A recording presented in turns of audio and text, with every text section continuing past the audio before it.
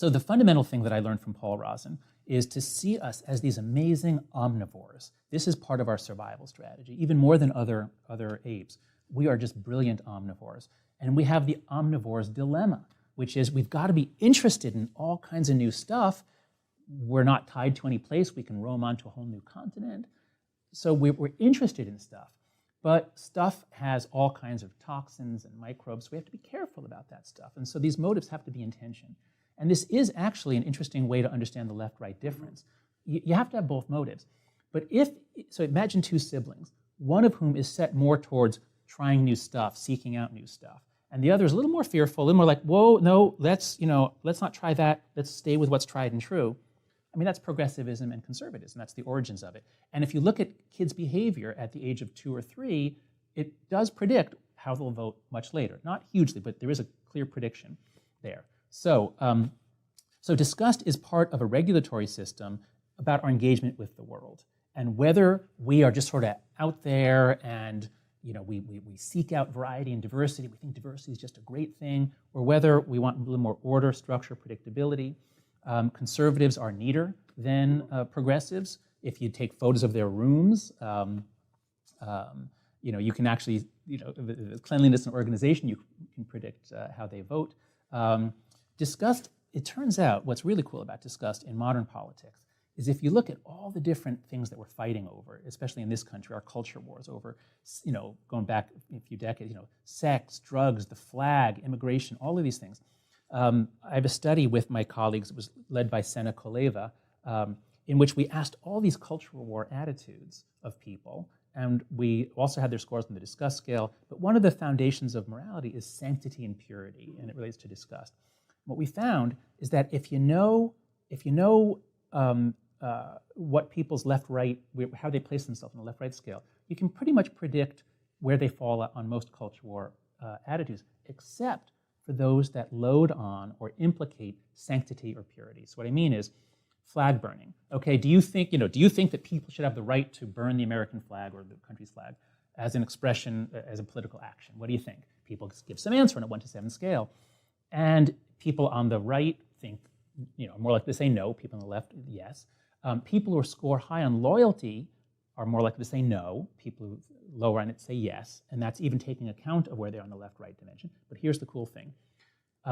It's only if you add in the purity or sanctity thing that you can really understand what people are doing. Because some people see the flag not as just a piece of cloth. They see it as having some innate essence, something sacred about it, which must be protected.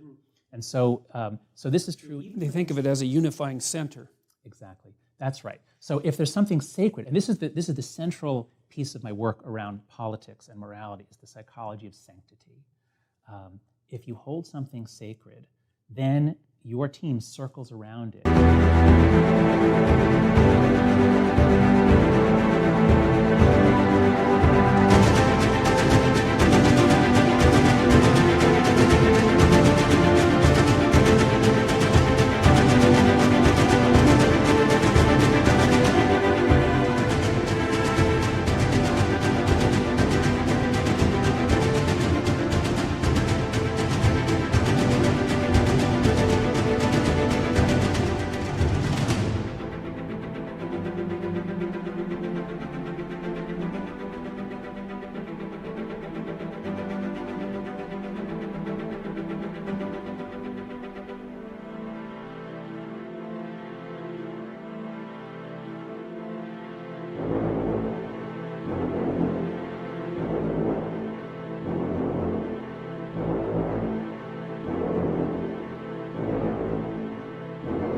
It's only those who circle around with you, and sometimes literally circle around, like Muslims at prayer in Mecca, they literally circle the Kaaba. Circling is a very primitive, ancient, it feels right to circle something.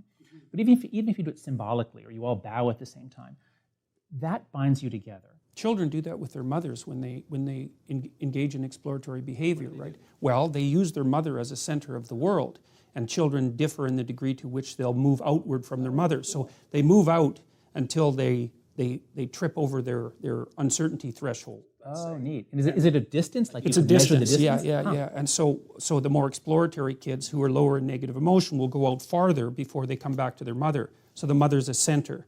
And that would be associated symbolically with the idea of the center as a motherland or potentially as a fatherland. No, that's right. That makes sense. So this way that we are incredibly symbolic creatures. We're not just out to make as much money as we can. We're symbolic and social creatures. And this psychology of sanctity or purity has become really important, not just on the right. It's always been important for especially religious conservatives. We're beginning to see it even on the campus left.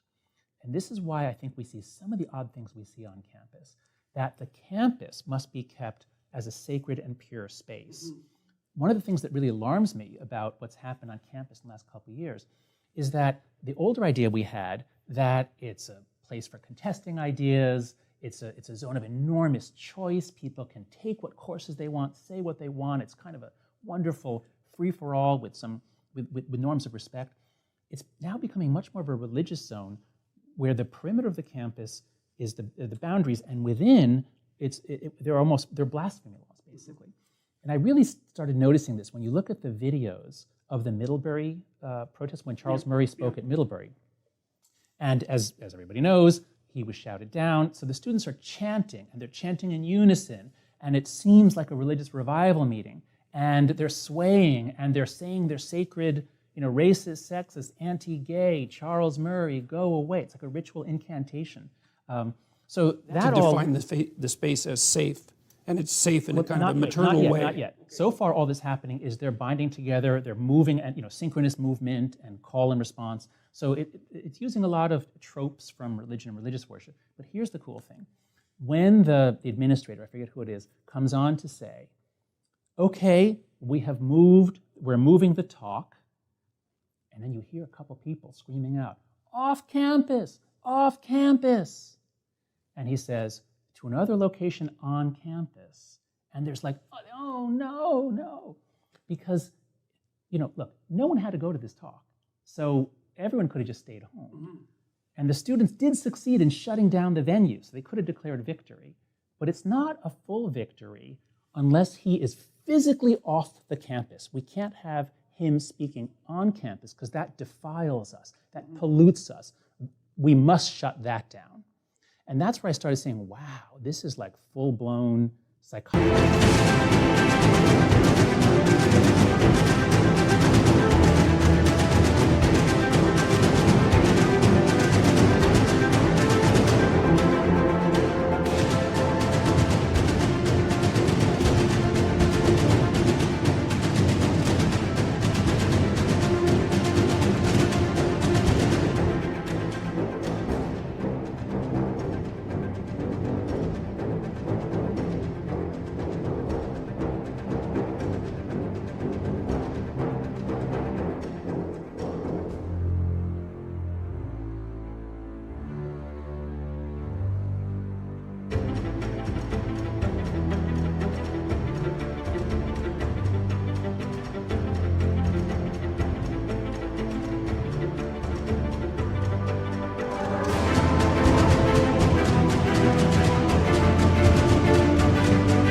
Of religion, Durkheim's sanctity, purity, blasphemy. And that, I think, that doesn't describe most students, but that describes as sort of the core, those who really have their identities wrapped up in this movement. Okay, so with disgust, I wanted to ask you a couple of things about that. So, the Big Five research into political differences basically shows that the liberals are high in trait openness and low in trait conscientiousness, and the conservatives are the reverse. But we've fragmented conscientiousness into orderliness and industriousness with the Big Five aspect scale. And orderliness is strongly associated with disgust. So right. Sounds like Freud, yeah. Right, exactly. It does sound a lot like Freud, but it also is in accordance with your observations that conservatives have neater spaces, for example. So now... And their meetings start on time. Yes, and yeah, exactly, right. So then the nexus for political belief seems to be openness. So that's that exploratory tendency that you talked about, exploration of ideas and creativity, and low orderliness. And so then I thought, well, why in the world would the political nexus go across those dimensions, which are relatively uncorrelated? then I thought, and this is in keeping with your work on disgust, is that it's an issue of borders, which of course seems more or less self-evident in the wake of Trump's election when he talked about borders. But you might say, and I think this is reasonable, that the conservative is someone who wants the borders between categories to remain intact no matter what level of analysis. So it's borders from the highest resolution level of cognition all the way up to the actual physical borders of rooms, towns, states, countries, all of that. So the borders should be thicker. And the reason they want that, now there was a paper published in PLOS One, I don't know if you saw it, it was a couple of years ago, it was a mind-boggling paper, it should have been like front page news as far as I was concerned. And what the researchers did was between countries and then within provinces or states within countries, they correlated the level of frequency of infectious disease with authoritarian political beliefs, and found a walloping correlation. It was like 0.6. It was one of the highest. For those of you who don't know, social scientists never discover anything that's associated with anything else at a correlation of 0.6. Other than heritability. Right, other than heritability, yes. And so what they found was that the higher the prevalence of infectious disease, the higher the probability of totalitarian or authoritarian political attitudes. And then they controlled for governance, because one of the questions was this top-down authoritarianism or bottom-up authoritarianism? And the answer was that it was bottom-up. Okay, and so I thought about that from two perspectives simultaneously. At the time, okay, so we identified disgust sensitivity with orderliness, so it's, say, a fundamental subtrait. Then I was reading this book that was called Hitler's Table Talk, and it was the recordings of virtually everything he said at dinner from 1939 to 1942.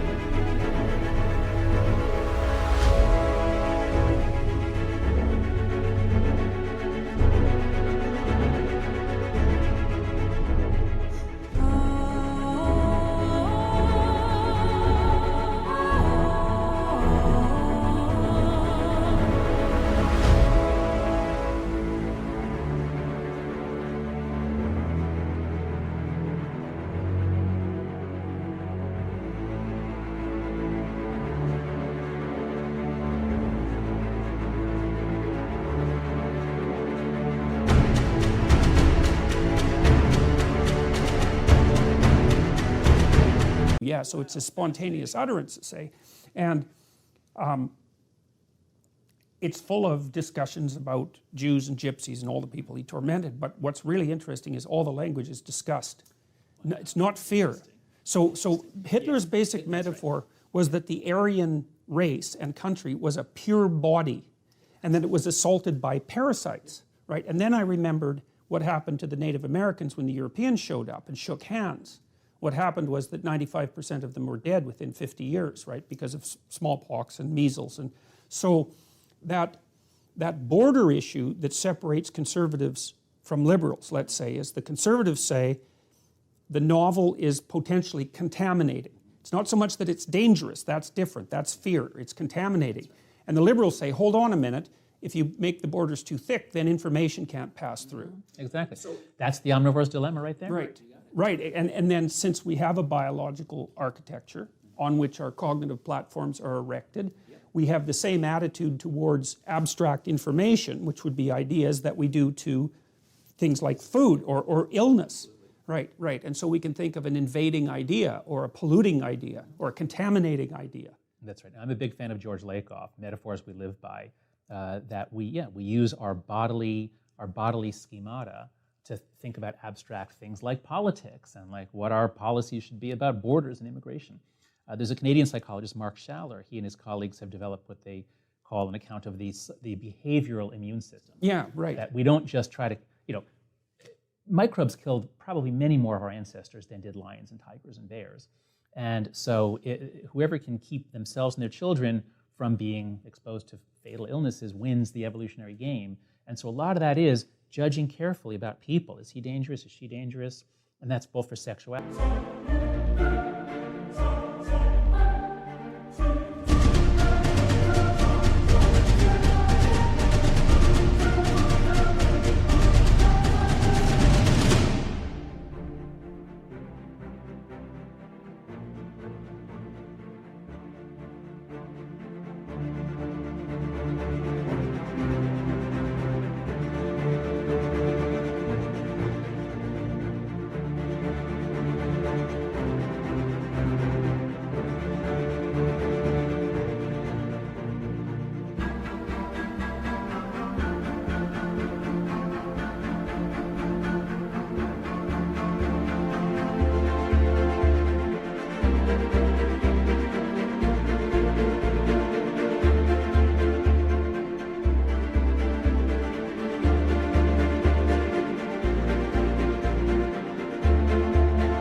memory, for contact, for all kinds of association. So yeah, in a lot of ways, our emotions and our bodily interactions structure how we think and feel about social emotions. Well, even with the Black Death in Europe, I mean, so the Black Death occurred in Europe when the Europeans started to move around the world, and they brought back rats that were infected. Exactly. So what you saw there was both of those forces at work at the same time. So the European expansion produced a tremendous interchange of ideas from all around the world. That's globalization, but it wiped out somewhere between 30 and 60% of the population at the same time.